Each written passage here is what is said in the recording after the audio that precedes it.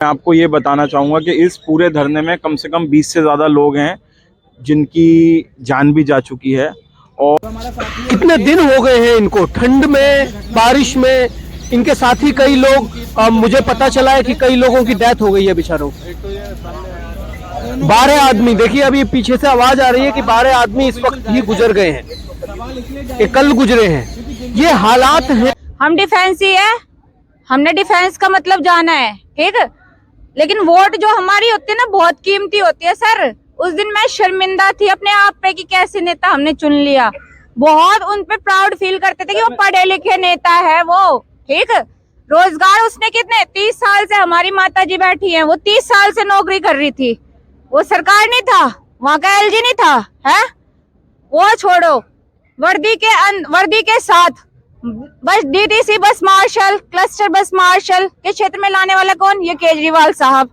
क्यों? पढ़ा लिखा नहीं था उस टाइम पे, और अभी भी पढ़ा लिखा है, पढ़ा लिखा अभी भी है, पर उसकी कहते ना शर्मिंदगी शब्द, जिससे हमें खुद शर्म आई कि हमने ऐसे नेता का चुनाव करा। देखिए आज आए हुए हैं हम ITO, जहां राजघाट है और महात्मा गांधी जी की समाधि है। वहां ये लोग बैठे हुए हैं। ये लोग कौन हैं? आप देख रहे हैं, ये लोग हैं मार्शल, जो आम आदमी पार्टी यानी अरविंद केजरीवाल ने यहाँ की बसेस में लगाए हुए थे। अब इनका कहना यह है कि उनको सैलरी नहीं मिल रही है, और बड़ा एक प्रचार किया था कि भाई हमने इतने सारे लोगों को जॉब दे दी है और यहाँ हम बसेस में जो तमाम अपराध होते हैं उनको खत्म करेंगे। आज बेचारे ये लोग देखिए, सारे में ये लोग इतने खड़े हुए हैं हर ओर से, और इनको सैलरी नहीं मिली है। ये बैठे हुए कितने दिन हो गए साहब आपको यहाँ बैठे हुए?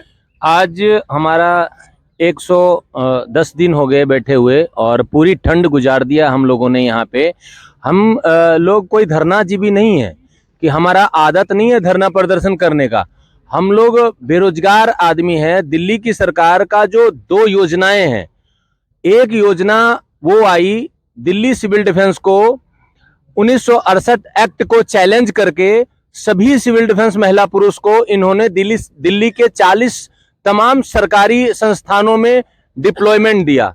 डिप्लॉयमेंट देने के बाद कोई 5 साल, कोई 8 साल, कोई 10 साल की नौकरी कंटिन्यू कर लिया। अब हमारा नेचर में वो नौकरी हो गया, और हम उसी नौकरी के बिहाफ पे अपने घर को सेट कर दिया। अब 31/10/2023 को संतोष राय जी का नोटिफिकेशन आया। उसमें ये लिखा हुआ है कि 1968 एक्ट के according civil defence only emergency में काम कर सकता है, पेड ड्यूटियां नहीं कर सकती है। तो इन लोगों ने हमको बाहर कर दिया। अब दिल्ली के सरकार ने ये योजना बनाई थी कि 1968 एक्ट को चैलेंज किया था और हम लोगों को डिप्लॉयमेंट दिया था। अब ये दूसरा योजना ये आई कि 1968 एक्ट के हवाला देके हम सभी को बेरोजगार कर दिया। अब बेरोजगार करने के बाद उन लोगों ने ये नहीं सोचा, और जब वो बेरोजगार किए उसका फाइल LG साहब को दिए, तो LG साहब कलम चलाने में 1 सेकंड देर नहीं लगाई। उन्होंने ये नहीं देखा कि 11,000 परिवार सड़क पे आ जाएंगे, 11,000 परिवार हमारे देश के बिलख जाएंगे। अब हम सब परिवार के जिम्मेदार व्यक्ति हैं। सभी व्यक्ति के ऊपर जितने भी माता बहना यहाँ भाई बहन बैठे हुए हैं, वो सब घर का जिम्मेदार इकलौता आदमी है। अब सारी जिम्मेदारी जब हमारे ऊपर है और हमारी ही नौकरी चली गई, तो हमारे घर परिवार का जिम्मेदारी जब मेरे ही ऊपर था तो उसको कौन देखेगा? बीबी है, बच्चे हैं, घर में बूढ़े माँ बाप भी हैं, उस सब की जिम्मेदारी हमारे ऊपर है। और दिल्ली की सरकार और केंद्र की सरकार ने ये जो खेल खेला है हमारे साथ, हम सब राजनीतिक शिकार हुए हैं और कोई बात नहीं है। इन्होंने ये कहा है कि 1968 एक्ट के अकॉर्डिंग आप इमरजेंसी में काम कर सकते हैं, तो 1968 एक्ट में यह भी लिखा हुआ है आर्टिकल 6 में कि हम पेड ड्यूटियां भी कर सकते हैं, और जरूरत पड़े तो हम परमानेंट भी हो सकते हैं। तो वो इनको क्यों नहीं दिखाई दिया, और ये दिखाई दिया कि ये निष्काम सेवा कर सकते हैं, जो परमानेंट सेवा दे सकते हैं, वो इनको दिखाई नहीं दिया। और ये बात 1968 की करते हैं। 1968 के समय में हमारे बाप दादाओं के पास हजारों बीघा में जमीन हुआ करता था। आज के समय में हमारे ही खेत में ट्रैक्टर नहीं घूम पाता है। जब हमारे नैतिक दिनचर्या में इतना अंतर आ गया, तो उस एक्ट को चेंज करने में इनको क्या परेशानी है? संविधान में लिखा हुआ है कि जो मानव सेवा के लिए संविधान में आएगा, उसको चेंज रेगुलाइज करने के लिए उसको चेंज किया जा सकता है। तो इसमें उन्होंने चेंज करने से पहले इसको हटा दिया, बेरोजगार कर दिया। ये तो कहीं से कहीं तक हमने पढ़ा ही नहीं, ना तो संविधान में है ना हमारे एक्ट में है। तो ये हमको बेरोजगार करने का योजना बनाया किसने? आपने एक शब्द कहा धरनाजीवी। आप सब जानते होंगे धरनाजीवी कौन रहे हैं। वो धरनाजीवी भी बहुत सारे एक्ट को चेंज कराने के लिए लड़ाइयां लड़ते रहे। आज वो धरनाजीवी, आप उनके पास गए हैं, आपने फाइल पहुंचाई है? सर, उन धरनाजीवी का काफी करीबी रहा हूं मैं। और जब सरकार संघर्ष के टाइम में थी, उस वक्त हमने इतना संघर्ष किया है कि 4 साल तो हमने केस लड़ा है, मेरा हाथ टूटा हुआ है।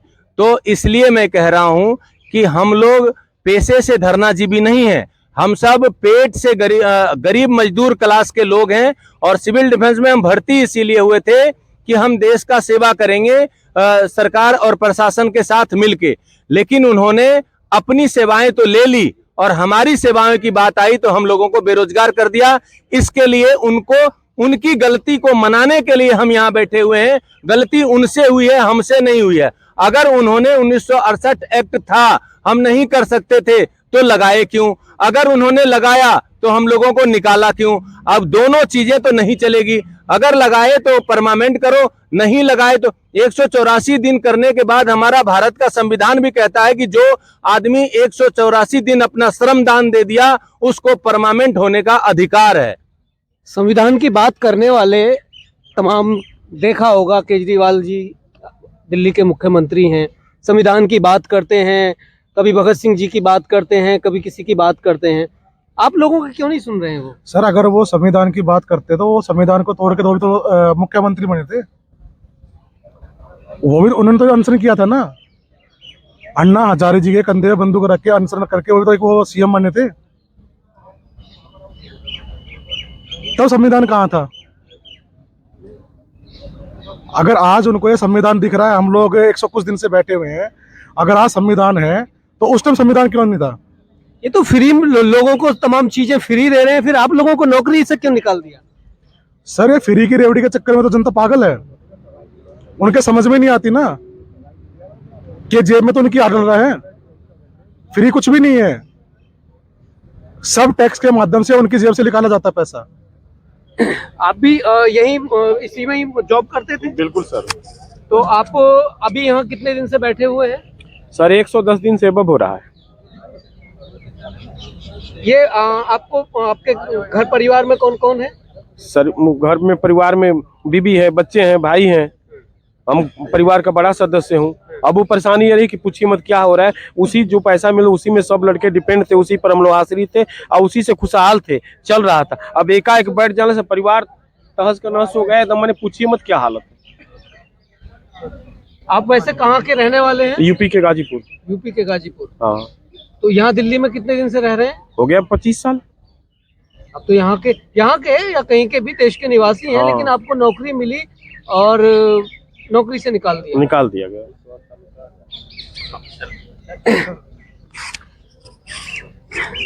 मैडम, आप भी यही जॉब करती थी इसी के तहत?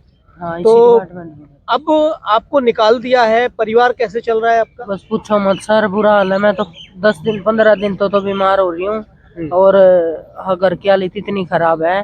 जो मैं ये पता होता ना ये सरकार हमारे साथ ऐसा काम करेगी तो हम, हो सकता है अपने दिल से दुआ बोलते हैं इस सरकार को, हम इस महकमे में नौकरी नहीं करते। अब एक बात बताओ, माँ जन्म देती है बच्चे को और उसको बड़ा करती है, पालती है और बड़ा करती है, और फिर माँ बाप बुजुर्ग हो जाते हैं, वो माँ बाप अपने परिवार लायक नहीं रहते क्या? इस सरकार के लायक हम अब नहीं रहे। ठीक है, इस सरकार को ये शर्म नहीं आती है, महिला बैठी हैं, किसी के पास तो हस्बैंड भी नहीं है।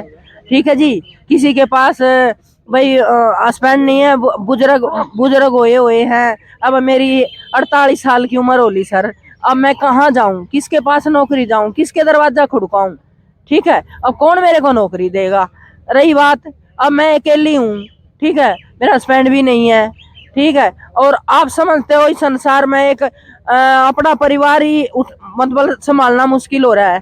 ठीक है, तो इस मारे इस सरकार को ये शर्म आनी चाहिए कि भाई इन बुजुर्गों का की तरफ भी देखो। और जो ये बच्चे 20 साल के 25 साल के भर्ती हुए थे इसमें नौकरी करने आए थे, तो उनकी तो जब हमने 10-10 साल बच्चों ने इन्होंने नौकरी कर ली, मेरे को तो 30 साल हो गए महकमे में। ठीक है, जब बच्चों ने 10-10 साल नौकरी कर ली तो एक बात बताओ 20-25 साल का बच्चा होगा और वो मतलब अब इस उम्र में आकर वो 40-45 का हो गया होगा ना, तो 40-45 के बंदे को कौन नौकरी देगा यार, किसके दरवाजे पे जाएगा वो। अब मैंने कल परसों दुखी होती ना, मैंने सोचा चल हम सिक्योरिटी की नौकरी कर लेते हैं, तो सिक्योरिटी वाला भी नू बोला अब एक तनख्वाह लूंगा और आप मेरे को अपना वो दो जो तुमने काम करा है। अरे हमने काम नहीं करा, हमने तो देश की सेवा करी, देश की सेवा करके भी हमारे को ये फल मिल रहा है। आपको ये जो आपने जो ये काम किया अभी यहाँ, तो इसका कोई वो एक्सपीरियंस लेटर वगैरह कुछ नहीं देते सर, ये तो कुछ नहीं देते। ठीक है, 9-0 कुछ नहीं देते। ये तो हमारी हिम्मत है जो कि हम अपनी मजबूती से अपने परिवार को थाम रहे थे और एक अपने दूसरे भाईचारे रिश्तेदारी यारी प्यारा संभाल रहे थे। ठीक है, अब सर इतनी परेशानी आ चुकी है, अगर लोगों को रोड पे भीख तो मिल जाती है, हमारी ऐसी सिचुएशन आ गई, क्या हम ऐसे परिवार थे हम रोड पे भीख भी नहीं मांग सकते, खा भी नहीं सकते और खंडा भी नहीं सकते, ऐसा हमारी सिचुएशन आ गई सर। अब ये बताओ इस सरकार को शर्म आनी चाहिए, हम कहाँ जाएं, किसके पास जाएं। ठीक है, अब आम पार्टी हमें कहती है, कल वहां की राड़ी में वो था प्रोग्राम, आम पार्टी ने हमें बीजेपी के घोषणा कर दिया, कुछ लोग हमारा प्रोग्राम बिगाड़ना रहे हैं, बीजेपी के लोग, तो बीजेपी के लोगों ने थोड़ा नौकरी लगाया था हमें, तो आम पार्टी ने नौकरी लगाया था, केजरीवाल ने नौकरी लगाया था सर। अच्छा, ऐसा भी मैंने देखा आप लोगों ने कुछ वीडियो भेजी कि आप लोगों को वहाँ कुछ आप लोग ही उसमें कह रहे वीडियो में कि केजरीवाल के गुंडों ने आप लोगों को पीटा।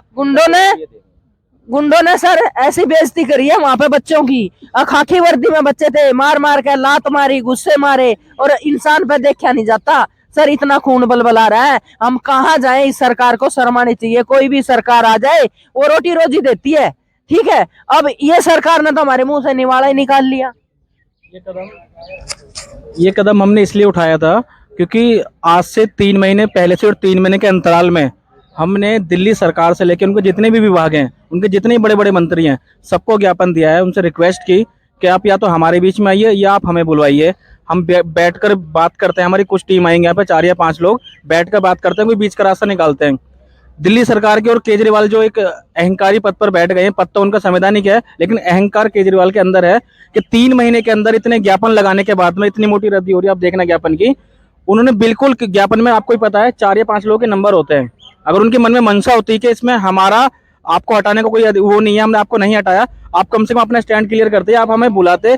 जब इन्होंने 3 महीने में नहीं बुलाया तब हमारे लोग मजबूर थे और बिल्कुल शांतिपूर्ण तरीके से ये लोग अपनी बात रखने गए थे, एक क्वेश्चन उनको बताने गए थे कि आपका एक फैसला इतना गलत था जिससे कि हजारों परिवार है, उनके परिवार पर आर्थिक संकट आ गया। जब इन्होंने हमारी कोई नहीं सुनी तब हमारे कुछ लोग वहां पर गए थे, लेकिन उन्होंने क्या काम करा, जैसे ही उन्होंने बताया जबरदस्ती स्टार्टिंग से ही जो केजरीवाल के जो बिल्कुल गुंडा ही कहेंगे उन्हें, क्योंकि उनके क्राइम के रिकॉर्ड हैं, जैसे कि न कुछ चेहरे आए हैं। नहीं, वहाँ पीटा है तो वो तो गुंडे ही है ना, वो बिल्कुल मैं वही बता रहा हूँ कि वो गुंडे हैं और उन्होंने इतनी बुरी तरीके से मारा। हमारे एक साथी हैं विजय को, उसको मारने के बाद में उनकी प्लानिंग थी कि इसको नाले में फेंकना है।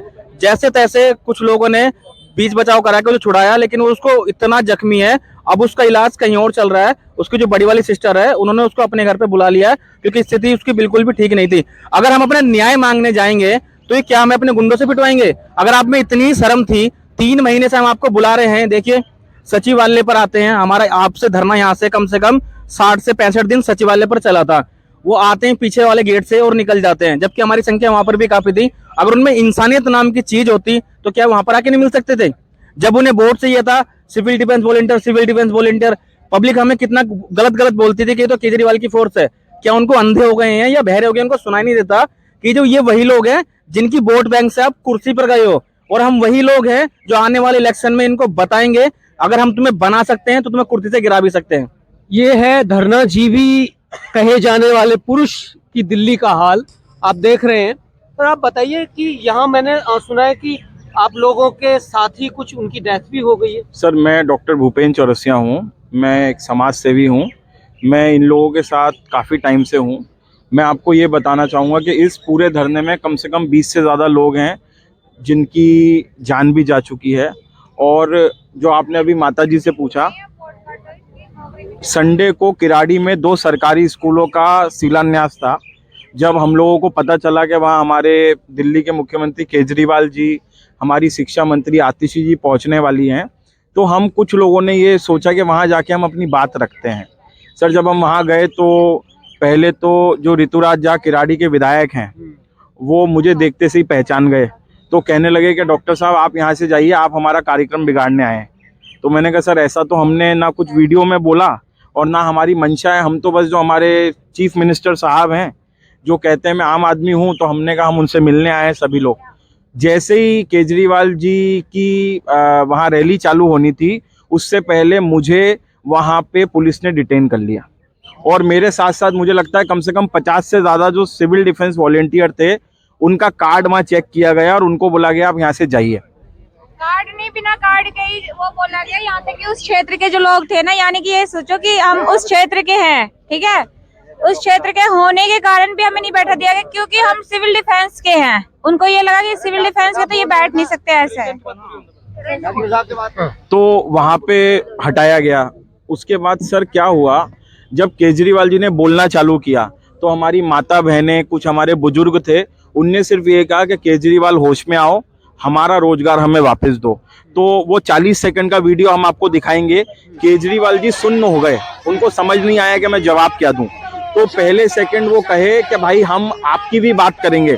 हम सबका दिल बड़ा खुश हो गया कि चलो आज केजरीवाल जी हमारी बात करेंगे। शायद वो बीच मीटिंग में ऋतुराज झा को बोलें या अपने चीफ सेक्रेटरी को बोलें कि भाई ये मार्शल लोगों को रोको, हम इनके अधिवेशन से बात करना चाहेंगे।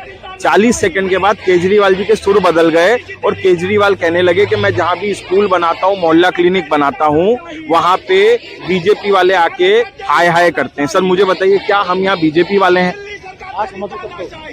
हमको असामाजिक तत्व बोला जा रहा है। तो मैं आपसे सिर्फ एक ही चीज कहूंगा, केजरीवाल जी ने वोट बैंक की पॉलिटिक्स के चलते हुए, क्योंकि एलजी साहब ने जब इनसे पूछा कि आप ये सिविल डिफेंस वॉलंटियर्स को रखना चाहेंगे या दिल्ली में आप फ्री बस सेवा महिलाओं को देना चाहेंगे, तो दिल्ली सरकार ने जवाब भेजा कि भैया मार्शलों को आप हटा दो।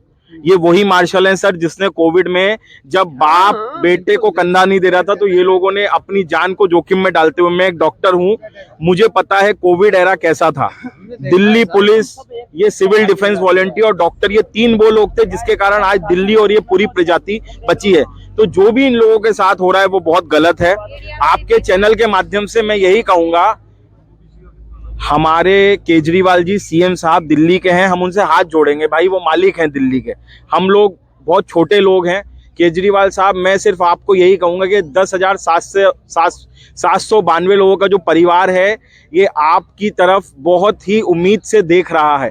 आप कहते थे कि मैं आम आदमी हूं, मैं आम आदमी का मुख्यमंत्री हूं, तो आप ये 10,792 परिवारों को कैसे बेरोजगार कर सकते हो? राज्य सरकारें अपने लोगों को रोजगार देती है। ये दिल्ली दुनिया की पहली ऐसी राज्य सरकार है जहां पे हमारे मुख्यमंत्री साहब ने 10,792 लोगों का रोजगार छीन लिया। आप आम आदमी पार्टी ऑफिस पे जाइए, वहां पर आपको बड़े बड़े बैनर दिखेंगे, हमने 50,000 लोगों को रोजगार दे दिया। हरियाणा में अभी ये कह रहे हैं कि हमने दिल्ली में 25,000 लोगों को रोजगार दिया है जी, पंजाब में हमने 40,000 लोगों को रोजगार दिया है जी, आप हमें सरकार चुन के हमें जिताइए। अरे दिल्ली में जिसमें आपकी 9 साल से सरकार है, वहां पे ये देखिए अब अम्मा सर, जिन बच्चों का यहाँ पे नौकरी हुई थी 28 साल, 30 साल, 32 साल में उनने नौकरी ज्वाइन की थी, आज वो 40, 45, 50 साल के हो गए, आज उन्हें कौन नौकरी देगा? कौन नौकरी देगा? और सर 3 महीने जब से इनको निकाला गया है बस मार्शलों को, आप दिल्ली में 3 महीने का पूरा बस का रिकॉर्ड देखिए। महिलाओं के साथ छेड़छाड़ी के मामले, उनके साथ बदतमीजी के मामले बढ़ रहे हैं। और इसका सबसे बड़ा उदाहरण, आप कहते हो आम आदमी पार्टी, मैं कहता हूं आम आदमी पार्टी के जो विधायक है ऋतुराज झा, उनने उस दिन वहां गुंडागर्दी की। अगर हम उनकी जगह होते तो हम इन लोगों को बिठाते, चाय पिलाते, पानी पिलाते। सर वहां पे ये हमारे मुकेश भाई हैं, वहां पे विजय भाई थे, 5-7 लोगों के साथ मारा पीटी हुई है, बकायदा उसकी वीडियो वायरल हो रखी है। सर दौड़ा दौड़ा के मारा है। की बात है उसके लिए। सर मेरा नाम मुकेश पाल सिंह है। हम उस समय मौजूद थे घटना पे, जब घटना हो रही थी वहां पर, तो हमने देखा कि उन्हें चिन्हित कर करके उठाया जा रहा है, किसी सिविल डिफेंस के नाम पे भी उठाया जा रहा है, मारा पीटा जा रहा है, जबकि हमने कोई नारा गलत नहीं लगाया था, कुछ भी गलत। और जो ऋतुराज झा जी हैं विधायक आम आदमी पार्टी के, उन्हीं के पालतू गुंडे हैं वो, उन्हीं के पार्टी के कार्यकर्ता हैं वो। नहीं, मैंने देखा वो जिस तरह से गालियां दे रहे हैं और जिस तरह से आप लोगों को पीट रहे हैं, मैंने गिरे हुए वो देखी है वीडियो। और सर मैं अभी FIR कॉपी लेने गया था, तो उसमें कोई धारा भी ठोस नहीं है, जो कि 427, 323 और मैन धारा लगनी थी 504, वो नहीं लगाई पुलिस ने। 506 और 500 इस तरह की धाराएं लगाई हैं जो कि बहुत ही हल्की है। आप भी उस वक्त वहां थे? सर तो क्या हम हुआ था? सर थे, प्रॉपर तरीके से हमने भी देखा था, सारी चीजें हुई थी, लेकिन हम पहले तो हम वहाँ पे गए थे। जाने का मतलब ये होता है कि अगर कोई सरकार आ रहा है, सरकार कोई विधायक का नहीं होता, सरकार होता है आम पब्लिक का, जनता का होता है। सबसे पहली बात तो ये, ठीक है। केजरीवाल को जब सीट मिली ना, तो विधायक ने वोट नहीं दिया था पब्लिक ने वोट, ठीक है। हम डिफेंस ही है, हमने डिफेंस का मतलब जाना है, ठीक है। लेकिन वोट जो हमारी होती है ना, बहुत कीमती होती है सर। उस दिन मैं शर्मिंदा थी अपने आप पे कि कैसे नेता हमने चुन लिया। बहुत उन पे प्राउड फील करते थे कि वो पढ़े लिखे नेता है वो, ठीक है। रोजगार उसने कितने 30 साल से, हमारी माता जी बैठी हैं, वो 30 साल से नौकरी कर रही थी, वो सरकार नहीं था, वहां का LG नहीं था, है वो छोड़ो। वर्दी के साथ बस DDC बस मार्शल, क्लस्टर बस मार्शल के क्षेत्र में लाने वाला कौन? ये केजरीवाल साहब। क्यों? पढ़ा लिखा नहीं था उस टाइम पे, और अभी भी पढ़ा लिखा है, पढ़ा लिखा अभी भी है, पर उसकी कहते ना शर्मिंदी शब्द, जिससे हमें खुद शर्म आई कि हमने ऐसे नेता का चुनाव करा। उसने वर्दी में नहीं, पहली बात उन्होंने क्या करा, पहले ये बोल दिया, हमारे एक मतलब 45+ के चाचा जी थे, वो कैप लगा रखे थे, टोपा, जाकर वो बोले, वर्दी में थे वो, तो वो जाकर बोले कि केजरीवाल साहब हमारी रोजगार आप हमें वापस दे दो, हम मार्शल है मार्शल। वो बोला चुप हो जाओ का भी मतलब ठीक है, वो चुप हो गए। उसके जो जितने भी कार्यकर्ता थे वहां पे ऋतुराज झा के गुंडे बोले, गुंडे, उसने क्या करा, ऐसे के उसको धक्का दिया केजरीवाल साहब के सामने। अरे केजरीवाल साहब, इतनी शर्मिंदगी की, जो तुम्हारे सामने किसी को कोई हाथ लगा रहा है, वो भी बुजुर्ग व्यक्ति को, आपने एक चूतक निकाली कि उसको हाथ मत लगाओ। उस टाइम तो वो भी रोक सकते थे ना कि भाई आप उनको छोड़ो, है ना, उनका हक है ये बोलने का, चाहे चुप हो जाओ। वो चुप बोले, चुप हो जाओ, शांत हो जाओ, चुप हो गए। लेकिन उसके बाद जाके जो धक्का मुक्की उनके साथ करी गई, फिर वो गिर गए, फिर वो हम एकदम से गए। उसके बाद उन्होंने करा कि बोले कि हम आपकी बात पे आते हैं, और आते के साथ ही जब चुप्पी तोड़ी तो क्या बोला, अपोजिशन पार्टी वाले जहाँ मैं जाता हूँ वहाँ पहुंच जाते हैं। अब बताओ, हम तो अपोजिशन पार्टी वाले, तो हमने तो उससे गद्दी नहीं मांगी ना, हम तो रोजगार मांग रहे थे, हम तो गद्दी मांगने वाले दिख गए उसको। वही गद्दी तो हमने दी है उसको, नौकरी दी है हमने, 5 साल की नौकरी दी है उसको। जो गद्दी मिली है ना, राजगद्दी, सरकार की गद्दी, वो उसने अपने आप से नहीं कमाई, अपनी मेहनत से, उसको पब्लिक ने दी है, और उसी पब्लिक को वही बैठा हुआ आदमी। ऐसा लग रहा है कि केजरीवाल ने गुंडे भी पाल रखे हैं। सर गुंडे ही पाल रखे। ये बताओ, 70 विधानसभा है, 70 विधायकों को हमने ज्ञापन दिया था केजरीवाल साहब से, हम बार जाने की मतलब ये तो नहीं है कि हम गलत प्रोसीजर के साथ गए थे। वर्दीधारी, हमने पब्लिक सेवा करना सीखा ना, उसी की सुरक्षा कवच जब पहले आते थे वो अभी भी आएंगे। अगर हमें सुरक्षा के तौर पे लगाया जाएगा, हम अभी भी सुरक्षा देंगे, उस दिन भी हम सुरक्षा देते। हमारी एक ही नारा था, केजरीवाल साहब चुप्पी तोड़ो, हम तुम्हारे साथ है, ठीक है। शिक्षा के क्षेत्र में हमारी भी मानसिकता ऐसी नहीं है कि हम जाएंगे, मतलब कहते हैं ना, कितना कठोर दिल वाला भी जो होगा ना, वो बच्चों में और शिक्षा के क्षेत्र में कभी उसका भंग करने की कोशिश नहीं करेगा। और हम तो वर्दीधारी हैं, 4 महीने से हमने यहाँ बिता दिया, क्या हम वहाँ पे हुड़दंग मचाने गए थे? दूसरी बात, अगर उनको दिक्कत होती तो वो पुलिस के हवाले कर देते, ये सिविल डिफेंस वाले हैं, इनको ले जाओ। क्यों? तो रोजगार मांग कर रहे थे, फिर कौन से धारा लगवा देते, है ना। वो ले जाके वहां बाहर निकाल के एक व्यक्ति को, विजय नाम है वो उनका, सिविल डिफेंस कर्मी, उनको मार पीट करके नाली के साइड में फेंक दिया। वो भी किसी को देखने के। मतलब अगर कल को नाली में फेंक देता फिर हम क्या कर लेते? मतलब रोजगार मांगना आज के लिए क्राइम हो गया है केजरीवाल साहब के राज्य में। लेकिन हाँ फेंक ही दिया था एक तरीके से। अगर मान लो मेरे कोई मार के यहाँ पे फेंक दे, हमारा रोजगार धरा का धरा रह जाएगा, इंसान तो चला गया है। वही तभी मैं कह रही हूँ ये केजरीवाल की नीयत अब खोट हो चुकी है। मैं यही उसी की औलाद है हम। मैं जो बोल रही हूँ ना, अगर डिफेंस के अंदर आ गए ना, यूनिफॉर्म में आ गए तो उसी के औलाद बन गए, सरकार के अंदर आ गए हैं, ठीक है। और वो सरकार हमारा था, हमने बात रखनी चाहिए। ऋतुराज झा को अगर नहीं पसंद था वो बोल देते कि आप लोग मत बात रखो, साइड में जाके पुलिस प्रशासन से कहो अगर वो रखने देते हैं तो आप लोग रखना, ठीक है। और रखने क्यों नहीं देगा? उसकी सरकार है क्या? ये देखिए ढोंग के नाम पर किस तरह से कर रहे हैं। कभी कहते हैं कि हम तो कहते हैं हम ना तो अपोजिशन पार्टी थे, ना है ना होंगे कभी। राजनीति हमारे रग में नहीं है, राजनीति कभी वर्दी का वो नहीं करता, ये भी याद रखना। तो वो हम कौन सी आपदा में भविष्य में कहीं भी वो अपने राजगद्दी ले, हमारे रोजगार हमें वापस दे दे। हम हर आपदा में काम किए, सरकार से कंधा मिला के, कंधे से कंधा मिला के, चाहे कोई आपदा आ जाए, चाहे कोई भी डिजास्टर मैनेजमेंट से विपत्ति आ जाए, उसमें हम हर तरह से काम किया है। कोविड में कोरोना योद्धा का दर्जा मिला, तो इस तरह से मारा पीटा गया गुंडों द्वारा, और वो गुंडे और नहीं है कोई। वो जो ऋतुराज झा है उनके साथ में बैठे हैं, पूरी हिस्ट्री उनकी बता रहे हैं, उन्हीं के पास अड़ोसी। मैं भी जानता हूँ उनमें से 2-4 को, तो मैंने भी देखा है। कुल मिला के हमारी दिल्ली सरकार से, हमारे मुख्यमंत्री केजरीवाल साहब से, आतिशी जी से यही निवेदन है, पूरी दिल्ली सरकार से, कि ये 10,792 लोगों को जैसे आपने बेरोजगार किया, इनको तुरंत रोजगार पे लें, फाइल बना के तुरंत आप जो है आगे एलजी साहब के पास भेजें और इनको फिर से सेवा नियुक्त करें। हमारा और कोई लेना देना नहीं है। अगर आप इन लोगों को सेवा नियुक्त नहीं करते हैं तो विरोध जो है वो बहुत लंबा होगा। 2024 में लोकसभा के इलेक्शन है, 2025 में विधानसभा के इलेक्शन है। ये 10,792 परिवार आपके विरुद्ध जाके, दिल्ली सरकार, केजरीवाल सरकार आपके विरुद्ध जाके आपका प्रचार करेंगे, क्योंकि ये बच्ची ने बहुत सही बात बोली कि जो गद्दी पे बिठाना जानता है वो गद्दी से उतारना भी जानता है। यहां पर कोई राजनीति नहीं करना चाहता, बस इन सबकी एक ही मांग है,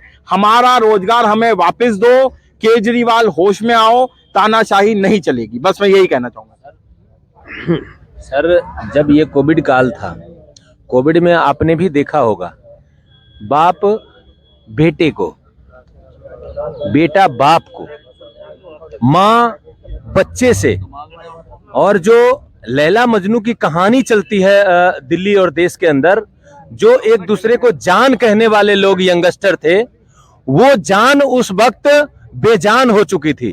उस वक्त अगर कोई किसी का जान था तो सिर्फ और सिर्फ दिल्ली के सिविल डिफेंस वॉलंटियर जो आज ये चेहरे देख रहे हैं, यही उन दोनों के जान थे। उस समय जान किसी का, हम लोग अपने हाथों से कोविड मरीजों को एम्बुलेंस में डाला है, अपने हाथों से कोविड मरीजों का संस्कार करवाया है। उस वक्त संस्कार करने वाले भी उनके परिवार के लोग नहीं थे। उस वक्त अगर कोई संस्कार करने वाला था तो ये दिल्ली के सिविल डिफेंस थे। और अब दिल्ली के लोग ये फैसला करेगी, ये सरकार का जब चुनाव आएगा, हम सब प्रचार करने का काम करेंगे और विरुद्ध प्रचार करेंगे, और दिल्ली का लोग फैसला करेगा कि हमें सेवा देने वाला लोग चाहिए, हमारा परिवार का लोग चाहिए, या राजनीति करने वाला लोग चाहिए। बहुत बहुत धन्यवाद। ऐसा लग रहा है कि जब हमने कभी केजरीवाल का धरना देखा था अन्ना हजारे के साथ, कवर करने गए वहां, उस वक्त लग रहा था कि भाई लोगों को न्याय मिलेगा और कुछ भ्रष्टाचार से लेकर और तमाम चीजों पर काम होगा। लेकिन आज इन लोगों को देख रहे हो ना आप, ये किस तरह से बेचारे बैठे हुए हैं। कितने दिन हो गए हैं इनको, ठंड में, बारिश में। इनके साथ ही कई लोग, मुझे पता चला है कि कई लोगों की डेथ हो गई है बेचारों की। 12 आदमी, देखिए अभी पीछे से आवाज आ रही है कि 12 आदमी इस वक्त ही गुजर गए हैं, ये कल गुजरे हैं। ये हालात है। कट्टर हरियाणा की बेटी और दिल्ली में मैं रखी और किसान की बेटी हूँ, समझ गया। एक बार जाकर बता दिया ना हरियाणा में, अब इसने ये काम कर रखा दिल्ली में, इसकी पांख फाड़ कर धर देंगे लोग। सुन ले केजरीवाल, तेरे से नहीं डरती, मैंने बनाया था और किसी ने नहीं बनाया था, हमारी माँ बहनों ने बनाया था। हरियाणा में जाके पक्का प्रूफ है मेरे पास, हरियाणा में जाके हमारा एक धर्म सिंह चोकर है, वो आम पार्टी से उठा था, मैंने वहां 15 दिन लगाए, मकाम पार्टी ने रोजगार दे रखा हमारे को, और हमारे को रोटी दे रखी है, और मतलब महिलाओं को सुरक्षा दे रखी है। अब जब ये हमारे मुंह में से रोटी छीनेगा और हमारी बेइज्जती करवाओगा अपने विधायकों से, तो यू हमारा क्या लग गया। लंदन पेरिस बन रही है दिल्ली, जहां लोगों के रोजगार को छीन लिया गया। आपने दिया नहीं है रोजगार, आपने छीन लिया है उनका रोजगार। कैसे उन बच्चों का पालन पोषण कर रहे होंगे वो बेचारे। वो देखिए यहाँ बुजुर्ग से लेके युवा से लेके सभी हैं, यहाँ हर तरह के लोग हैं, हर तरह के व्यक्ति हैं, हर समुदाय से आने वाले लोग हैं। यहाँ कोई जाति धर्म का भेद नहीं है, यहाँ हर तरह के लोग हैं। यहाँ कोई किसान है, कोई जो उस वक्त जिसे जरूरत थी जॉब की उसने जॉब ली, हर तरह के लोग हैं यहाँ। आप जॉब से ऐसे फेंक दोगे यार, ऐसे नहीं होता है भाई। आप ढोंग करने से नहीं चलेगा काम। आप ढोंग बहुत देख लिए आप लोगों को। हो सकता है कि यहाँ दिल्ली पुलिस आपके हाथ में नहीं है, नहीं तो इनको उठा के कहीं फेंकवा देते। मेरे जैसे पत्रकार को भी आप उठा के फेंकवा देते अगर आपका बस चलता तो, क्योंकि हम मुखर बोलने वाले लोग हैं और बोलते रहे हैं, बोलते रहेंगे। अगर ये हालात रहेंगे दिल्ली के तो हम बार बार बोलते रहेंगे।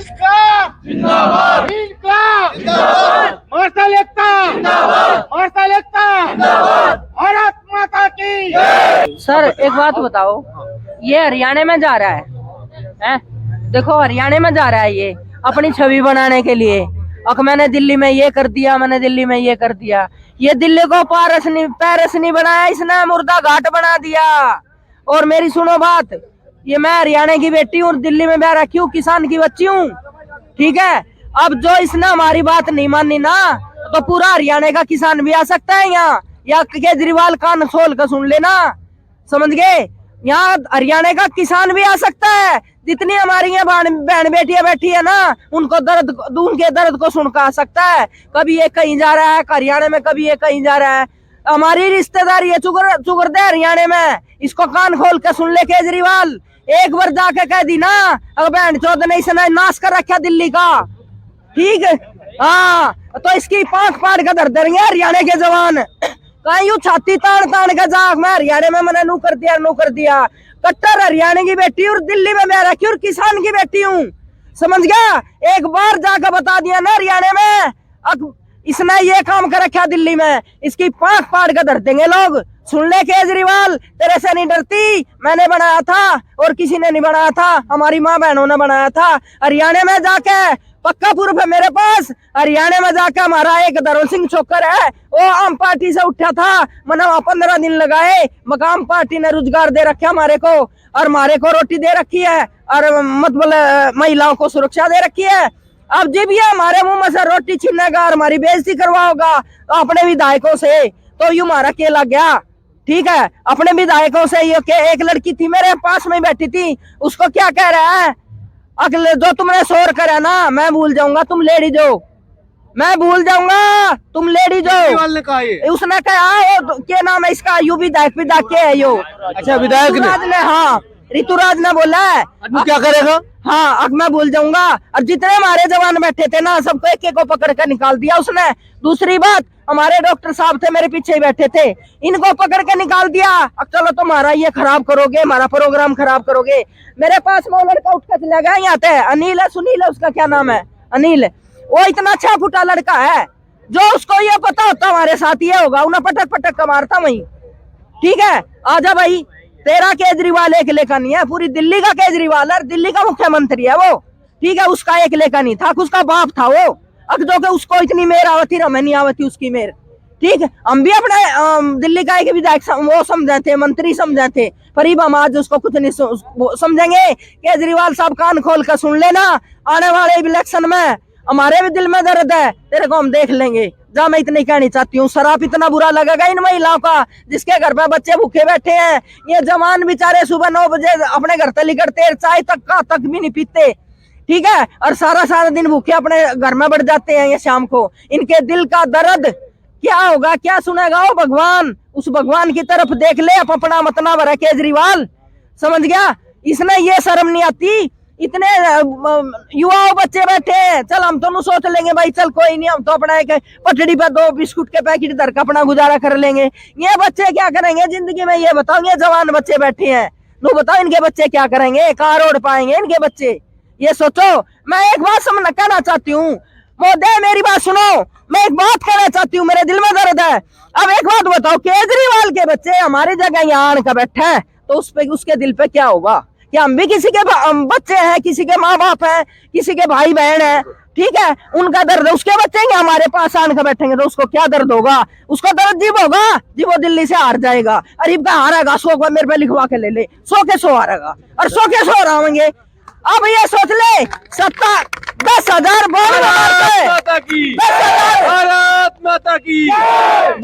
92 मार्शल है और उनके पीछे इतने आदमी है, कम से कम 2.5-3 लाख वोट है, 2.5-3 लाख वोट है। अब ये केजरीवाल मेरी बात सुन ले, 2.5-3 लाख वोट चाहिए, हमारा रोजगार चाहिए, ठीक है? हमारा रोजगार देगा, खुल के कह रही हूँ मैं डरती नीचे गोली वाला ना भेज दो, पैसा भेज दो, मुझे कोई परवाह नहीं, ठीक है? अब जब उन्हें हमारे जवान वहां मरवा दिया था, यहाँ भी गोली मरवा देगा हमारा, हमने कोई डर नहीं, ठीक है? और बाकी बात इसी है जी, उसको आने वाली सरकार ने आने वाले इसमें 24 के इलेक्शन में उसको ये पता चल जाएगा दर्द और चीज क्या चीज होती है, समझ गए? उसको ये पता चल जाएगा। जी बंगली में दर्द होता है ना, मेरी में तो मेरे ही होगा, और आप दबाओगे तो इनका ही होगा और किसी का नहीं होगा। इसको पता चल जाएगा आने वाले इलेक्शन में क्या होगा। अरे एक बात सुन ले, इसको हराना, हमारे दिल में इतना दर्द है, इसको हराएंगे। सर, इस वक्त दिल्ली के अंदर पाठ चल रहा है और देश के अंदर राम राज्य कायम किया जा रहा है। राम राज्य के में कोई भी व्यक्ति भूखा नहीं सोता था, और जो दिल्ली के अंदर सुंदरकांड चल रहा है वह एक राजनीतिक के तहत सुंदरकांड चल रहा है। आज तक सुंदरकांड इनको क्यों नहीं याद आया? जब रामलला का प्राण प्रतिष्ठा हुआ उसके बाद सुंदरकांड इन्होंने स्टार्ट करा।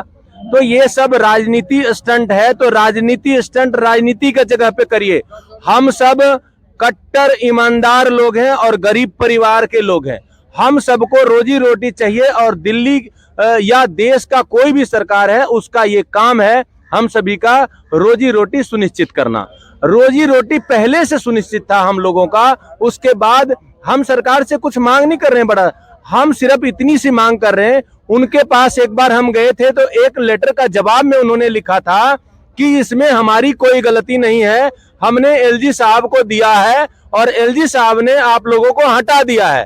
तो हम इनसे एक एनओसी मांग रहे हैं कि अगर आप इनको रखना चाहते हैं तो एक फाइल बनाइए, उस पे आप लिख दीजिए कि ये 10,792 बेरोजगार लोग जो हुए हैं उसको मैं इस धारा के तहत यहाँ हम उसको वो वैकेंट जगह है हमारा और उस पे हम डिप्लॉय करना चाहते हैं। उसके बाद एलजी साहब ना करें तो एलजी साहब को हम पकड़ लेंगे। तो हम इनसे नौकरी अगर ये कह रहे हैं कि सिविल डिफेंस को हम नहीं दे सकते तो मत दो, लेकिन आप एक फाइल चला के एलजी साहब को निवेदन तो कर दो, उसके बाद हम समझ लेंगे हमें क्या करना है क्या नहीं करना है। केजरीवाल साहब तो माता जी अपने बच्चों की भी कसम खाते रहते हैं। झूठा है, झूठा, एक नंबर का झूठा, चोर, बेईमान, निरट्ठा, समझ गए? एक नंबर का चोर, ठीक?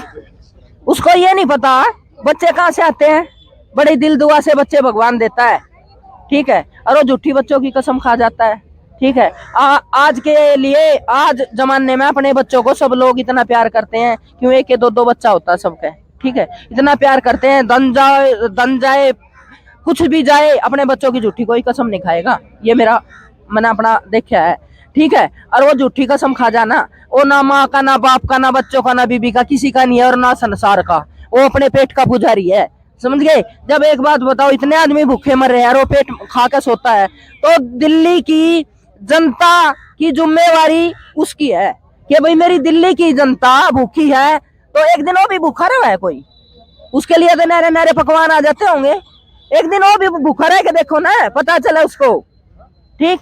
वो तो अपना बड़े बड़े राजमहल बनवा दिए हैं। राजमहल बनवा दिए, कोई बात नहीं, उस भगवान का न्याय है। वो कह गए ना जी, गरीब को मारो ना, गरीब रो देगा। केजरीवाल समझ ले, तुझे इनकी आंसू दुनिया में तय खो देगा। समझ गए? ये दिल की दुआ है ना, इनकी दिल की मतलब परेशान है ये, इनका बद्दुआ है। केजरीवाल मेरी बात सुन ले, कान खोल कर सुन ले, अभी भी समझ ले, अभी भी तेरे पास टाइम है, ठीक है? किसी की बद्दुआ नहीं लेनी चाहिए। हम बाल बच्चेदार हैं, हमारे परिवार में हमारे पड़ोस में किसी का कुछ दर्द हो जाता है, हम 10 लोग खड़े हो जाते हैं, ठीक है? वो तो दिल्ली का मालिक है, वो दिल्ली का मालिक है। वो आकर मैंने पूछ सकता था, भाई क्या परेशानी हुई, क्या हम उसको निगल देते थे, क्या कर देते हम उसका, है? हम और राजी हो जाते, हाँ भाई सीएम ने हमारी बात सुनी आके, चाहे उन्होंने कह देता मैं 2 महीने पाछे 4 महीने पाछे नौकरी दे दूंगा, फिर भी हम शांत हो जाते, ठीक है? हमारे दिल में तसल्ली हो जाती। उसने तो और विधायकों को और कह दिया कि मैं ज्ञापन दे रहा हूं, तो उनका ज्ञापन ना लियो। सर ऐसे हम बुरे क्यों होए? नू बताओ, हमने क्या बुरा करा केजरीवाल के साथ? बताओ हमने क्या बुरा करा? ठीक है, हमने तो अपनी जान भी नहीं देखी उस कोरोना में, जान भी नहीं देखी। हमारे बच्चे ऐसे बच्चे दवाई देने जाते थे उनको, कोरोना जो पड़े थे अंदर, हाँ नारे ला सचो ने मेरे को बुलाया, क्यों मैं सीनियर थी वहाँ। तो बोला मैडम, कहा ये तुम्हारे सिविल डिफेंस के जवान है, इनको मना करो, डॉक्टर की जिम्मेवारी अंदर दवाई देने की, इनकी जिम्मेवारी नहीं है। अरे इनका कुछ हो गया तो कौन जवाब देगा? ना बच्चे समझाए तो मत जाओ, डॉक्टर दवाई देंगे, ठीक है? तो हमारे बच्चे तो जब भी नहीं घबराए, अगर हम मर जाएंगे, हमारा कुछ बीमारी लग जाएगी, क्यों? एक पापी पेट का सवाल था सर, समझ गया? तो इस सरकार को समझनी चाहिए। मैं तो इतनी दुखी हो चुकी, मेरे दिल से इतनी बुरी दुआ निकलती है केजरीवाल के लिए, अब मैं कुछ कह नहीं सकती। मतलब 190 दिन 110 दिन हो गए यहाँ पे, चाहे हम अपने घर में चटनी तो रोटी खा कर आ जावे, तो क्या फिर हमें शाम तक कोई पानी की जरूरत नहीं पड़ती, या चाय की जरूरत नहीं पड़ती? क्या हम इंसान नहीं है? ठीक है, वही एक रोटी खा कर आ जाते, फिर जाकर अपने घर पे ही खाना खाते। हमारे पास ऐसा नहीं है जो हम चाय पी ले। ठीक है जी, नमस्कार। आप हमारे बीच में हैं सर, आपके चैनल को धन्यवाद करता हूँ हाथ जोड़ के।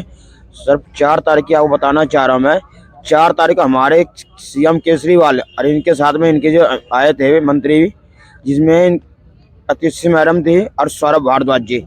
मैं आपसे ये कहना आप ये बता दो मुझे, आप इंडियन हो या अदर कंट्री के हो? आप जिस समय राष्ट्रगान चल रहा है, हम वहाँ तो सावधान की अवस्था में खड़े थे, आप हमारे राष्ट्रगान का उल्लंघन करके जा रहे हो। राष्ट्रगान चल रहा है, आप उसमें भाग के जा रहे हो, तो आप ये बताओ आप इंडियन हो कि अदर कंट्री के हो? राष्ट्रगान से भाग के चले गए, राष्ट्रगान चालू कर दिया, राष्ट्रगान चल रहा है, उसके दौरान ये भाग के गए। ये हमारे सीएम है, हमारे देश के राजा है, ये कैसे राजा है, कैसे सीएम है ये?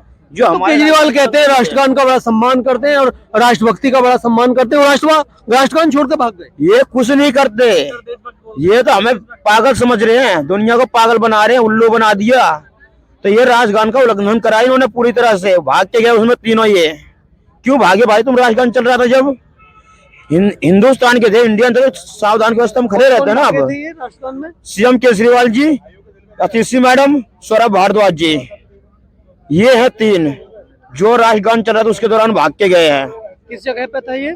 किराड़ी विधानसभा में सूखी नहर पे स्कूल की आए थे और नींव रखने के लिए, उसमें हम गए थे, हमें मारा, हमारे साथियों को मारा गंदी तरह, उनके मोबाइल तोड़ दिया, उनको जान से मारने की धमकी दी है। अगर उनको कुछ हो गया तो उनकी जिम्मेदारी कौन लेगा? ये केजरीवाल जी ले लेंगे, अपना बेटा हमें दे देंगे, ये अपने बेटा हमें दे दो, आप हमारी जान ले लो। और आप केजरीवाल जी हाथ जोड़ कह रहा हूँ, जैसे आपने हमारा रोजगार छीना ना, हमें मारो मत, या तो हमें फांसी दे दो आप। अगर इस देश के लाल बेटे हो ना आप, तो आपके माँ ने दूध पिलाया तो आप हमें फांसी दे दो भी, या तो रोजगार दे दो। अगर आप हिंदुस्तानी हो तो, वैसे मुझे नहीं लगता आप हिंदुस्तानी हो। जिस तरह से आपने हमारे राष्ट्रगान का उल्लंघन करा है, आप अदर कंट्री के हो, आपने खुद साबित करा है। उस दिन 4 तारीख को राष्ट्रगान चल रहा है, उसमें भाग कर। थैंक यू, धन्यवाद। देखिए राष्ट्रगान, ये कहते हैं कट्टर देशभक्त अपने आप को।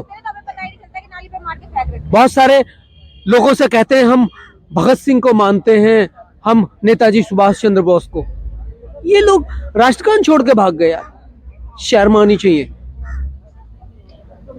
तथाकथित देशभक्त लोग राष्ट्रगान छोड़ के भाग जाते हैं।